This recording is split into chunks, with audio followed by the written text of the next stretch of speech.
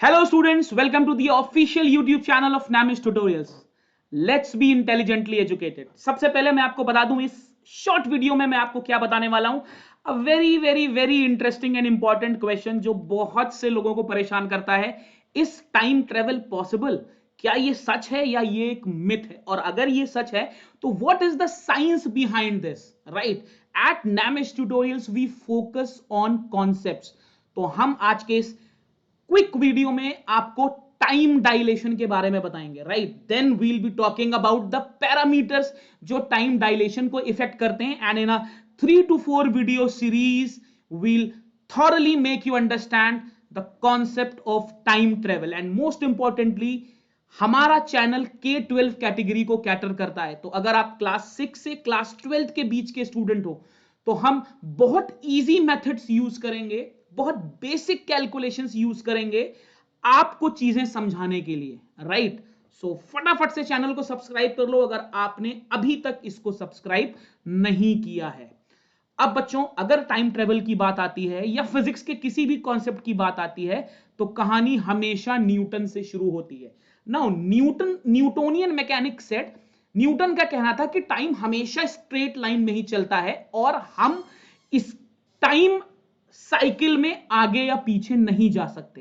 And a very important parameter that time is deterministic. हम absolute value निकाल सकते हैं टाइम की.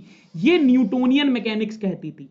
बट पहला क्वेश्चन, क्या पॉसिबिलिटी है कि हम इस नेचुरल फ्लो को ब्रेक कर दें? नेचुरल फ्लो का मतलब अगर हम स्ट्रेट लाइन में चल रहे हैं, this is T1, this is T2, this is T3.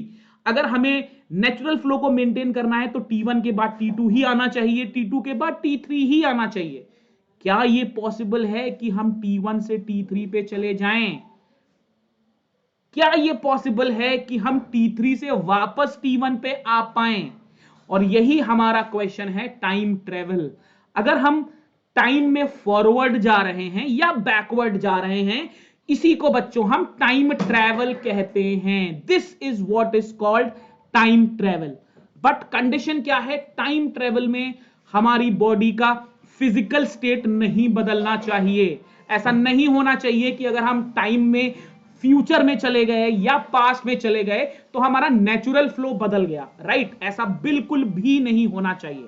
Right, अगर ऐसा होता है वहीं पर हमारी टाइमलाइन डिस्टर्ब होती है और वहीं पर मल्टीवर्स का कॉन्सेप्ट आता है जो हम आगे के वीडियोस में डिस्कस करेंगे. अब आइंस्टाइन ने 1906 में अपनी थ्योरी ऑफ रिलेटिविटी को पब्लिश करके, it was like a breakthrough in the field of physics and science.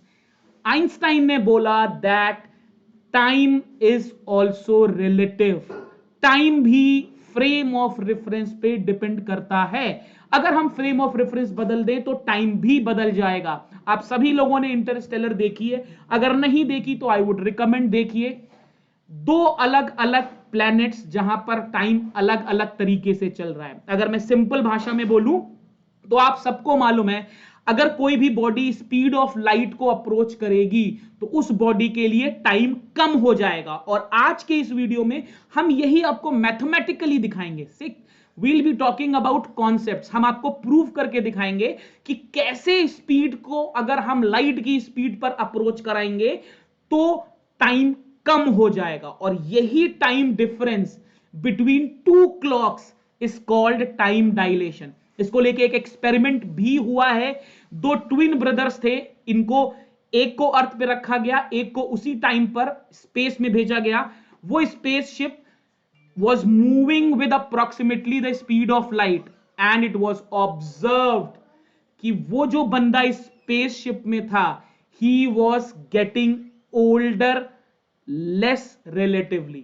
Right, जब स्पेसशिप वापस आता है तो उसका ट्विन ब्रदर जो अर्थ पे था वो जल्दी बूढ़ा हो गया और वो बंदा जो स्पेस में ट्रेवल कर रहा था वो उतना बूढ़ा नहीं हुआ. इसका मतलब जब वो स्पेस में था तो उसके लिए टाइम धीरे चल रहा था. और यही हम प्रूव करने वाले हैं. इस पूरे कॉन्सेप्ट का एक बहुत इंपॉर्टेंट क्लॉज है, हम किसी भी फ्रेम ऑफ रेफरेंस में जाएं बच्चों, स्पीड ऑफ लाइट कभी नहीं बदलेगी. It will always be constant. Right, चलो अब इसको समझते हैं. We have an observer who is in a train. ये एक बंदा है जो ट्रेन में बैठा है और ट्रेन v वेलोसिटी से मूव कर रही है। ट्रेन के अंदर एक सोर्स है और एक मिरर है। इस सोर्स से स्पीड ऑफ लाइट से एक रे निकलती है, मिरर पर टकराती है और वापस आ जाती है। बेसिक फंडा क्या है, इसने टोटल कितना डिस्टेंस ट्रेवल किया, 2d। किस लाइट से, किस स्पीड से चल रहा है, लाइट से। मान लेता हूं टाइम इसने लगाया t0, तो कितना टाइम लगा इस रे ऑफ लाइट को मूव करने में, 2d/c। तो अगर मैं बोलूं ये ऑब्जर्वर 1 है तो ऑब्जर्वर 1 के लिए टाइम कितना है, 2d/c। अब एक और सीन देखते हैं। सेम सिनेरियो है, सेम ट्रेन है, लेकिन अब की बार ऑब्जर्वर 2 ट्रेन के बाहर है। अब आप खुद इमेजिन करके देखो, अगर ऑब्जर्वर ट्रेन के बाहर है तो जब वो ट्रेन के अंदर था तो उसको लाइट रे ऐसे जाके ऐसे वापस आती दिखेगी, right. It will move vertically upwards, downwards, but once the train is moving the light ray will move diagonally. It will strike the mirror at some other time and again come back. तो इसको देख के ही आपको पता चल रहा है कि इस डायगोनल डिस्टेंस को ट्रेवल करने में लाइट को ज्यादा समय लगेगा, और यही हम मैथमेटिकली प्रूव करने वाले हैं, ठीक। अच्छा, ये एक राइट एंगल ट्रायंगल है, क्लियरली आपको दिख रहा है, हमने मान लिया। अच्छा, अगर ट्रेन कांस्टेंट वेलोसिटी से ट्रेवल कर रही है तो वो सेम टाइम में सेम डिस्टेंस ट्रेवल करेगी, क्योंकि स्पीड सेम है, right. Distance is equal to speed into time, right. तो हमने मान लिया कि टोटल टाइम अब की बार है delta T. Is that very very clear. तो इस राइट एंगल ट्रायंगल में बच्चों ये वाला डिस्टेंस हो गया L square plus D square, और ये वाला डिस्टेंस भी हो गया L square plus D square. तो अब की बार टोटल डिस्टेंस कितना हुआ, twice of L square plus D square. और हम मान लेते हैं कि टोटल टाइम है अब की बार डेल्टा टी, लेकिन कोई भी फ्रेम ऑफ रेफरेंस हो, सी का वैल्यू नहीं बदल सकता। अब अगर मैं ट्रेन की बात करूं तो ट्रेन ने कितना डिस्टेंस ट्रेवल किया, 2l। किस वेलोसिटी से, v। ट्रेन को भी टाइम तो डेल्टा टी ही लगने वाला है, तो यहां से l का वैल्यू कितना आ जाएगा, v डेल्टा टी बाई 2। ये l का वैल्यू हमें यहां पर सब्स्टिट्यूट करना है, तो c का वैल्यू कितना आ जाएगा, 2/डेल्टा टी। यहां पे करते हैं अंडर रूट, l की जगह आ जाएगा v square delta T square divided by 4 plus D square. Very very clear, square कर दो। C square is equal to 4 delta T square V square delta T square divided by 4 plus D square. Bracket को open कर लो, अंदर multiply कर लो, you will finally get V square plus 4 d square upon delta t square. This is what we will get. Is that very very clear? यहां तक I guess किसी को कोई प्रॉब्लम नहीं है। अब मैं इस v स्क्वायर को इधर ले आता हूं, तो my equation becomes c square minus v square is equal to 4d square divided by delta t square, isn't it? Very very clear. या मैं कह सकता हूं delta t square is equal to 4d square divided by c square minus v square, right? या मैं कह सकता हूं बच्चों delta t is equal to 2d under root c square minus v square. यहां से अगर मैं c बाहर ले लूं तो delta t is equal to 2d divided by c under root 1 minus v square upon c square. अब आप मेरे को बताओ 2d/c कितना हुआ, 2d/c, वापस से आओ, 2d/c was nothing but t0, वही टाइम जो स्टेशनरी ऑब्जर्वर को लगता। तो delta t is equal to t0 divided by under root 1 minus v square upon c square. Clearly delta t कम आ गया, यस। ये 100% एक पॉजिटिव वैल्यू आएगी, अंडर रूट के अंदर नेगेटिव नहीं होता। अगर ये पॉजिटिव वैल्यू आएगी तो डेल्टा टी t0 से कम होगा, मतलब टाइम धीरे धीरे चल रहा है। किसके लिए, उसके लिए जो फ्रेम के अंदर था।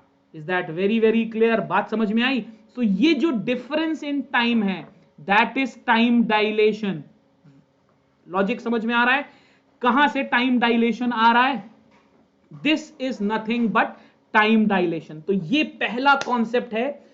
अब क्वेश्चन ये है, देखिए इसका कंक्लूजन क्या है? कंक्लूजन ये है, अगर बॉडी की स्पीड लाइट की स्पीड को अप्रोच करेगी तो बॉडी के लिए टाइम धीरे चलेगा। बट यहां पर एक क्लॉज और आता है, I am leaving with you with a question, क्या केवल स्पीड बढ़ाने से ही टाइम डायलेशन आएगा? And the answer is no. अगर ग्रेविटी चेंज हो गई तो भी टाइम डायलेशन आएगा, और यही हमारे नेक्स्ट वीडियो का कॉन्सेप्ट है। अगर आपने इंटरस्टेलर देखी है तो उसका लीड कैरेक्टर एक ऐसे प्लेनेट पे जाता है जहां बहुत स्ट्रॉन्ग ग्रेविटी है, इसीलिए वहां पर टाइम धीमे चल रहा है। तो नेक्स्ट क्लास में हम स्पेस टाइम से समझेंगे कि कैसे ग्रेविटी बढ़ाने पर हमें टाइम डायलेशन मिलता है। तो आई होप आपको टाइम डायलेशन का बेसिक कॉन्सेप्ट समझ में आया। अगेन बच्चों, अगर अभी तक आपने चैनल को सब्सक्राइब नहीं किया है तो फटाफट से चैनल को सब्सक्राइब कर लो। And yes, you can download our app also. Play store पर हमारा ऐप अवेलेबल है नामिश ट्यूटोरियल्स नाम से। वहां पर we are offering courses for K-12, and the best part is we are offering the courses in a very interactive manner, right? So I guess that is all from my side. Comment में हमें जरूर बताइएगा आपको video कैसा लगा, concept समझ में आया या नहीं, एंड टाइम ट्रेवल के बारे में अगर आपके कोई क्वेश्चंस हैं तो we would love to answer.